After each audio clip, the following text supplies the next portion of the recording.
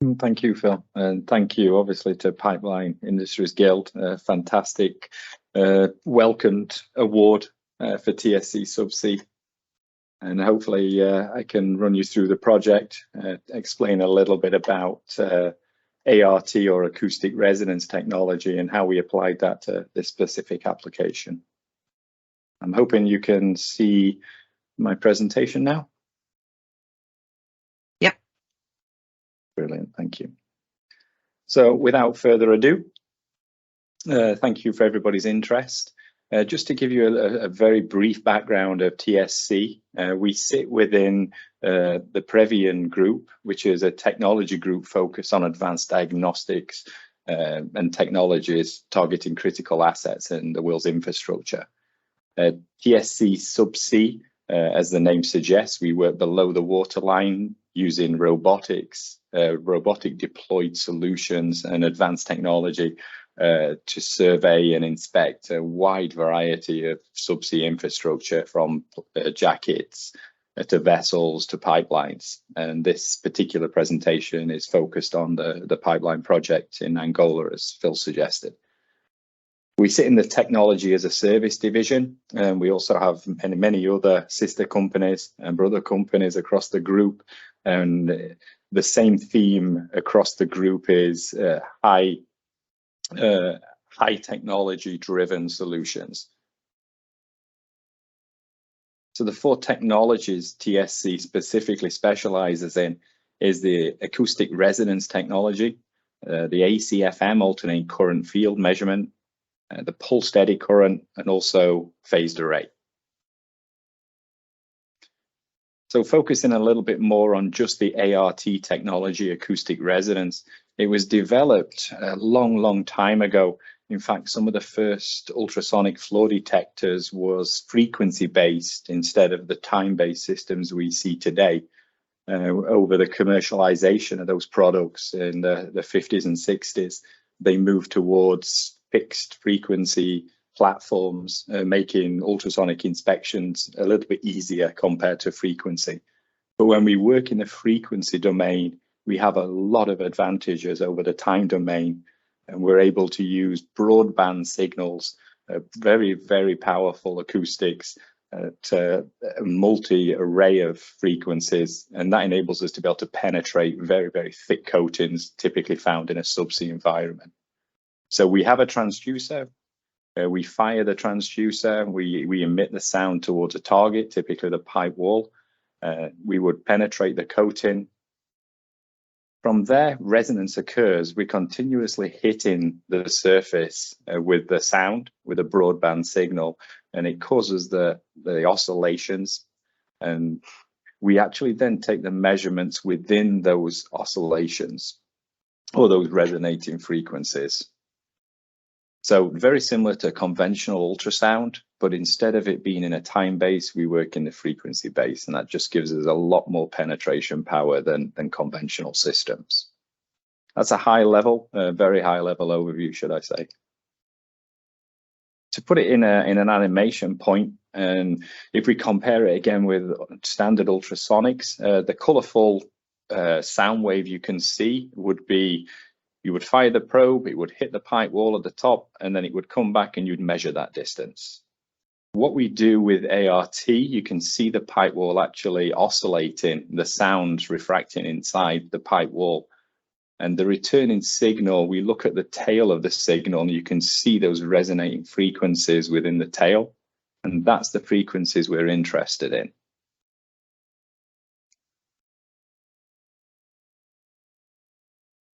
For the last 5 years, we've been deploying ART technology in our Artemis system, developed from our Norwegian office. And this system is ROV deployed, 4-sensor system, very well designed to suit a multi-array of pipework from 6-inch to 24-inch. Average speed to scan a 1 meter section is around about 20 to 30 minutes. But what we had with this particular application, we had long lens to scan, and historically we only scanned either the field joints or very specific areas. sometimes as a follow-up to an inline inspection campaign. The inline pig would detect anomalies at certain areas, and we often get asked to go and verify those anomalies before any actions taken to make any repairs. So in terms of suitability, the Artemis in its current form, and you can see a few more examples here, would have been very, very well suited if we was only scanning a meter section. In this instance, we had a lot more to actually cover. But when we consider the benefits of acoustic resonance, its ability to penetrate coatings, its tolerance to marine growth, and the speed we can actually fire and receive at and process the data, it lended itself very well to this application. And over numerous calls and Teams messages throughout the COVID period with the client, we decided that it would be very, very well suited to actually put on a vehicle to scan long lengths, utilizing the benefits of acoustic resonance technology. In these images, you can see the Artemis mounted on the ROV in a vertical position on the left-hand side. This is typically when we're looking at risers, flexible or rigid. You can see those in the center as well. We can deploy it fixed to the ROV or actually just deployed via the manipulator. And you can see the bottom right picture. When we talked about the design of the system, we took into account being able to scan pipes with piggyback lines on the back as well. So that's another advantage of the system. So really, this is about now, how do we take what we had in the Artemis system and deploy it for a different application, but still using the same technology? The project was the Hydrate plug detection using acoustic resonance and what came to be known as the vPUSH system.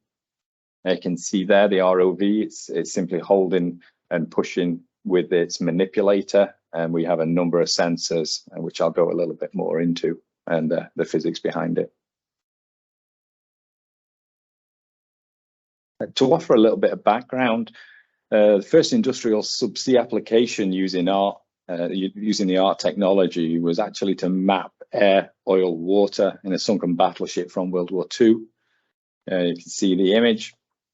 In order to prepare a plan for replacing the oil with water, you can see the early sketches from, I think this was a DMV report, where the probe was held. We could determine exactly where the air were, where the oil were, and where the water level was. And that way they could take action and put in the correct procedures to make sure they took the oil out at the correct area from the side of the ship. So as I said, it's ART, or acoustic resonance, has been around for many years.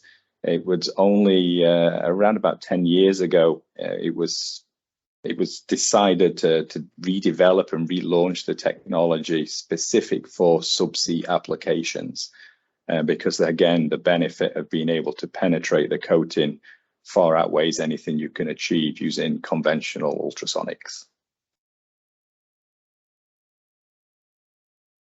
So previous testing, we'd taken numerous samples. In around about 2005, 2006, we started doing some testing, and we found the water and ice, or hydrate, had very similar densities. Hydrates will typically absorb more acoustic energy than water, and we can see this in the right-hand, or what we call A-scan images. You can see the bottom, there's no returning signal at the far right where the little arrow is pointing. Which tells us there's something blocking the sound. Whereas in the top picture, you can clearly see the back wall of the pipe. ART's very sensitive to attenuation changes, so it lends itself very, very well to this sort of application. And this was initially proven in 2006.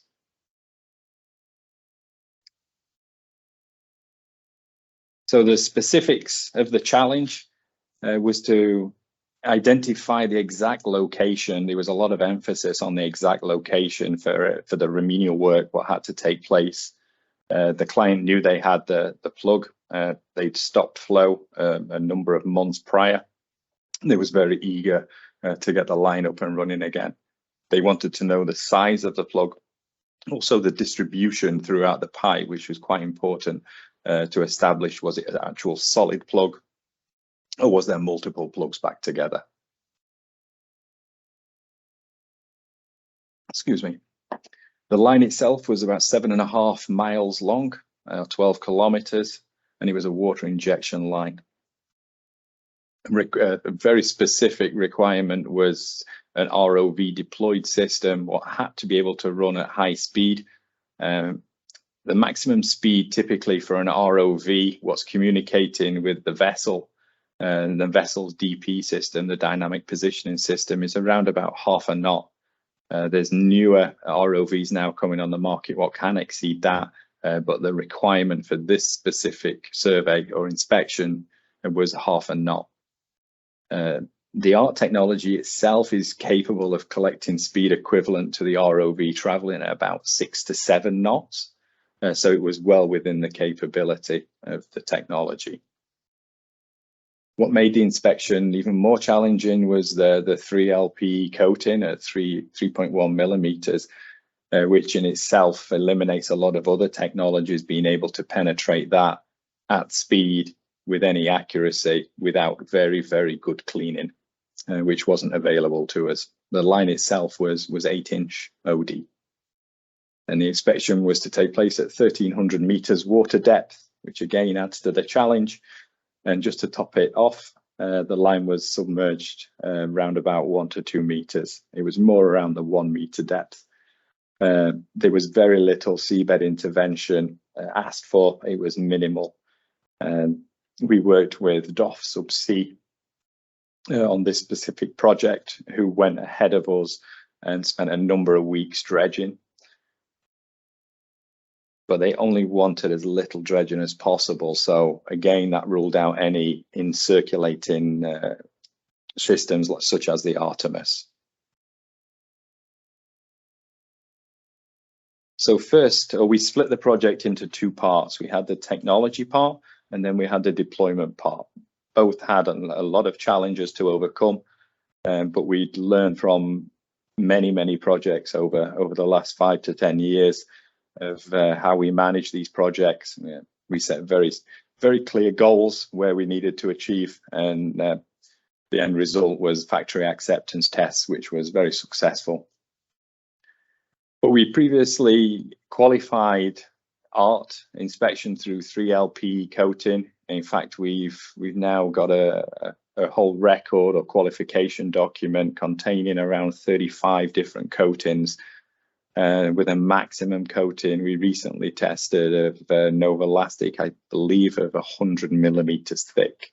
And we're still able to scan through up to 100 millimeters of specific coatings with a depth accuracy of about 0.2 millimeters. We then had to develop algorithms to differentiate the water, the gas, and the hydrate presence.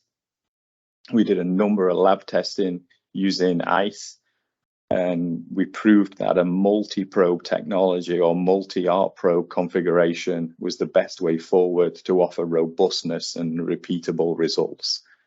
So the end result from a technology point of view, we decided 4 sensors would need to be used, and each sensor would also run 3 trigger points. So first we actually fired all the sensors across the pipe. They was mounted perpendicular to the pipe in the vPUSH. So the sound traveled from the sensor through the coating, through the pipe wall, through the medium or the water in the water injection line, and actually was bouncing off the far wall. And all sensors was doing that simultaneous. In addition, we also looked at the echo threshold. And if you can imagine, if you back different mediums behind a pipe wall, the actual sound when it ricochets off that interface is different, very different when you really get down into the frequency domain. So we could establish exactly what was behind the pipe wall, whether it was water flow or water still, or whether it was gas. or whether it was an actual hydrate. And the third trigger, again, on all 4 probes, was the echo decay rate. So we look at the time it takes, or the frequency, as it decays coming back from the system, from the pipe wall. So a combination of all these 3 trigger points across all 4 sensors made the system very, very robust. And it also told us information around distribution of the hydrate plug once we detected it. You can see the map on the bottom, frequency domain across all 4 sensors. You can see on the left-hand side where the probes was actually stationary. And once we started moving the probes, you can see a little bit of increased amplitude. You can then see where the plug was, a huge increase in the amplitude of the signal. And then when we dropped off the opposite side of the plug, you could see it decrease and then ground to a halt, obviously, as the probes then become stationary. So we was very happy with the internal testing. The client was very satisfied. We was going to meet the expectations when we got offshore. And the next challenge then was to actually come up with a system to deploy the four probes. So we started working on the vPUSH development. The final system was there on the top left picture. The system ended up being, it had to be easily integrated onto ROVs. The time it took from first design to actually being able to be mounted on the ROV was just 12 weeks. Because of the system design, we only had to have dredging on the top half of the pipe between 9 to 3 o'clock. And you see the very top right picture there, a cross section of the vPUSH system. You can see the 4 sensors there, how they was positioned. You can see the dredging requirements, the maximum distance we had to have clearance. And we staggered the transducers both axially and circumferentially to achieve maximum coverage across the top section of the pipe, and also to minimize any crosstalk or cross interference or interaction between the probes.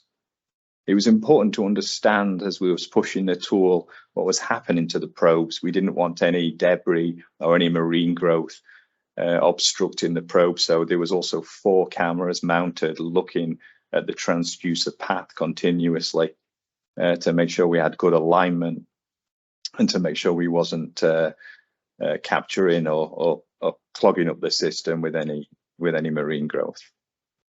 Again, it's super important to have a very stiff frame to make sure we had transducer alignment, but that can cause a problem when you rely on an ROV to push the system. So you can see small compliance rubber mounts, if you like, on the ROV handle to take some of the wobble out or the interference from the ROV and cushion any sort of movements. We also had to have an odometer on the system. You can see at the back end, the right-hand side, lower right-hand side of the picture, there's a small wheel, very similar to what you would use in a topside environment when scanning long distances to know exactly the distance traveled. So we were satisfied with the technology. We was then satisfied with the vPUSH system, and we mobilized in January this year. You can see some of the images there. The left-hand side, you can see where we had to mount. You can see a pipe going back to the ROV. When we arrived to site, we found the dredging was done previous, and between the dredging and our arrival, there'd actually been some sediment drop on top of the pipe. We didn't, again, we was conscious of not causing any interference with the probes. We wanted perfectly clean and smooth data. So we worked with DOF on this to create a very simple solution and mounted a low pressure water jet system on the front of the vPUSH, which was just enough power just to push off any sediment from the top half of the pipe. The whole 12 kilometers scanning took just 33 hours. And we managed to detect the hydrate and actually size it So as you saw in the frequency map earlier, we was very confident when we approached the hydrate, or we went over the start of the hydrate, we could see all 4 sensors trigger simultaneous. We then carried on pushing, and we pushed for quite a distance, questioning the length of the hydrate, and eventually we went to the end of it. So it was a substantial hydrate, a surprising length. Because of the 33-hour scanning time, this saved a huge amount of costs in terms of the vessel and ROV time. If we compare it to our own internal 360 scanning system, and we scan just under a meter in around 30 minutes, you can imagine the time it would take to actually scan the whole 12 kilometers. We're talking weeks and weeks and weeks. So the system was a great leap forward. There was nothing else in the market capable of penetrating the coating, being able to get the accurate readings we needed at the speed we managed to obtain them. There was obviously no coating removal. A lot of subsea projects do require the coating to be removed. But again, using the power of the ART, we was able to penetrate at speed. And again, with minimal dredging requirements. I think the right-hand picture shows a more of a true dredging scenario, what we witnessed throughout most of the 12 kilometers. The right-hand picture was the start of the project, where I think they dredged a little bit deeper. So we'd found the hydrate, we knew the length of it, we knew the start and stop position, but the client asked for very, very exact measurements of the start and stop position to be able to be proactive and with a remedial process. So we then deployed the Artemis system, our standard 360 scanning system. We located the ends. We scanned, I think, 3 times on each end. And this picture was actually the half of the Artemis. The right-hand side was on the hydrate. The left-hand side was actually filled with water. And the image you can see on the right, you can see a very good step change between the actual water filled and the hydrate solid. Both ends was actually mapped to within a millimeter. And the actual dredging requirement for the Artemis was only just over half a meter. So we didn't have to ask for any excessive dredging to get any big tools in there. It was relatively shallow dredging underneath. We wanted to scan on a high resolution for this, using a lot of power. So our typical scan speed, I said earlier, was 20 to 30 minutes. We increased that to 45 minutes. We decreased the actual movements down to 1 millimeter resolution, or increments within the scanner itself. And one thing I found really interesting, and the scientists did when they started reviewing the data, was the red lines you can see even on the water filled section. And it turned out when we started digging a lot further into the pipe coating, it's part of the manufacturing process when I believe it's extruded pipe or the coating, and those red lines are the very, very slight variations in thickness. And obviously, the thicker the material, the more different it will actually resonate at a slightly different frequency. So I was able to pick up variations, very, very small variations, sub-millimeter variations in the thickness of the coating.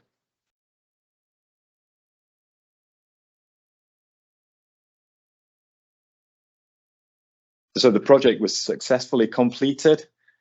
Our work there was done. We'd achieved what we was asked to achieve in terms of developing a system to fast and accurately scan 12 kilometers of pipeline to identify and differentiate between water, gas, and hydrate. And we thank you to the Pipeline Industries Guild for the subsequent award. it's very well received with thanks, and obviously, and thank you very much as well for your interest in learning a little bit more about the project. Thank you very much.